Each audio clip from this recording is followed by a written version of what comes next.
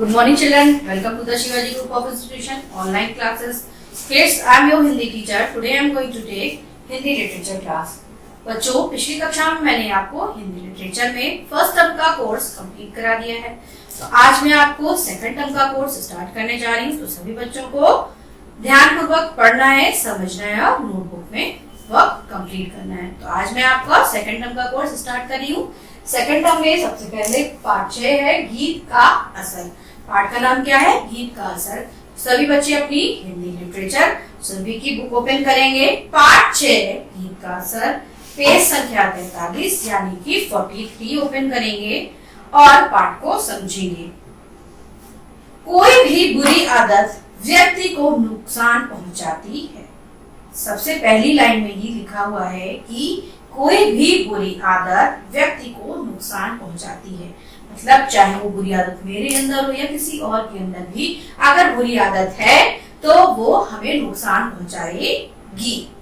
कहानी के मुख्य पात्र चुन्नी में दूसरों का मजाक उड़ाने की बुरी आदत थी, जिसके कारण उसे भारी नुकसान उठाना पड़ा।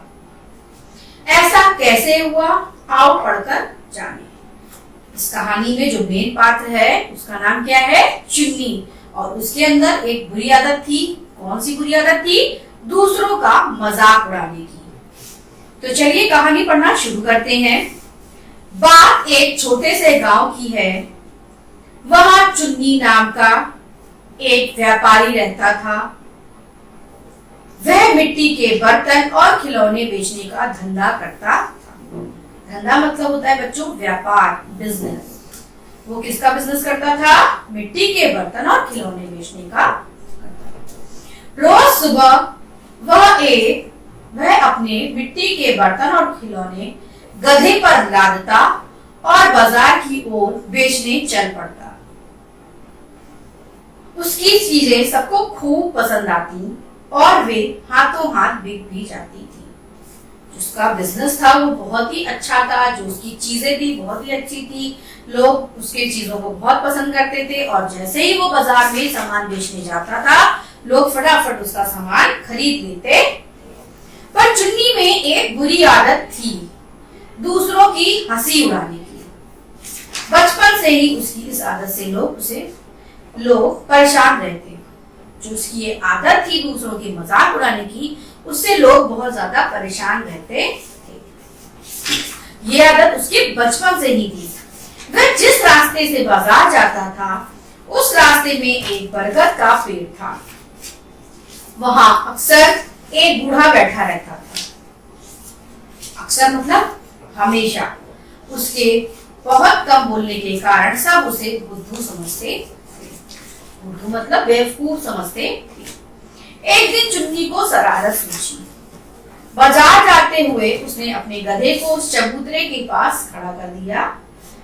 बूढ़े की ओर देखा और अपने गधे के कान में जोर से बोला, जा देख, सामने चबूतरे पर तेरा भाई बैठा है, जरा हाल चाल पूछ ले। उसने अपने गधे से क्या कहा कि चबूतरे पे एक बूढ़ा जो बैठा था उससे अपने गधे से कहा, जाओ देखो तुम्हारा भाई बैठा है, उससे उसका हाल चाल ले लो। फिर वह बूढ़े से बोला, अरे बाबा, तुम्हारा भाई इतनी देर से तुम्हारे पास खड़ा है, उसका हाल चाल तो पूछ लो। बूढ़ा चुप रहा। आसपास बैठे लोग इस बात पर खूब हंसे। लोगों को हंसा देकर चुन्नी को बहुत मजा आया। अब तो रोज ही यह होने लगा। मतलब पर डे वो ये करने लगा, बूढ़े को परेशान करने लगा। डेली के डेली जब वो निकलता वो उसको परेशान करता। धीरे धीरे लोग बूढ़े को गधे का भाई कहने लगे। जैसे ही चुन्नी के गधे को आते देखते सब पहले ही कहने लगते, देखो बाबा, तुम्हारा भाई आ रहा है। बूढ़ा चुप रहता। समय बीतने लगा। एक दिन चुन्नी अनेक मिट्टी के खिलौने जैसे भालू, बंदर, रंग बिरंगी चिड़िया लादे बाजार की ओर चला। बर्तनों का बोझ रोज से दोगुना था। गधा धीरे धीरे चल रहा था। रोज की तरह आज भी चुन्नी चबूतरे के पास रुका, गधे को रोका और बूढ़े का मजाक उड़ाने लगा।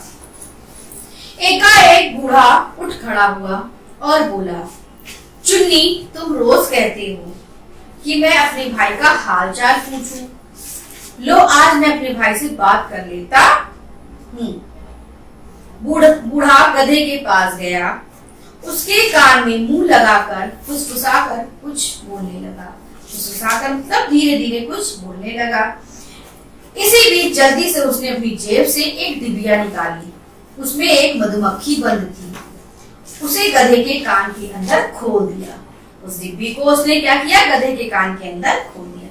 डिबिया से निकलते ही मधुमक्खी गधे के कान में घुसी और जोर जोर से भिनभिनाने लगी। गधा परेशान होकर कूदने लगा। गधे को चलते देखकर चुन्नी ने अपने डंडे से गधे को मारा। मार खाते ही गधे ने जोर से ऐसी दुलत्ती चुन्नी को लगाई कि वह दूर जा गिरा। गधा और जोर से कूदने लगा। उसकी पीठ पर लदे मिट्टी के बर्तन और खिलौने दूर जा गिरे। सारा सामान चूर चूर हो गया। चुन्नी बूढ़े से गुस्से में बोला, यह तूने क्या किया? अभी मैं दरोगा से तुम्हारी शिकायत करूंगा, तुमने हजारों का नुकसान करवा दिया। उसका जो सामान था वो पूरा बेकार हो गया, सारा सामान टूट गया था। वह दौड़कर थाने पहुंचा। उसने थानेदार से कहा, दरोगा जी, एक बूढ़े ने मेरा हजारों का नुकसान कर दिया है। उसने मेरे गधे को भड़का दिया, मेरे सारे मिट्टी के बर्तन और खिलौने टूट गए। कृपया आप उसे सजा दें और मेरे नुकसान की भरपाई करवाएं। मतलब उसे जुर्माना वसूले, मेरे जो सामान का जो भी खर्चा है वो उस बूढ़े से ले।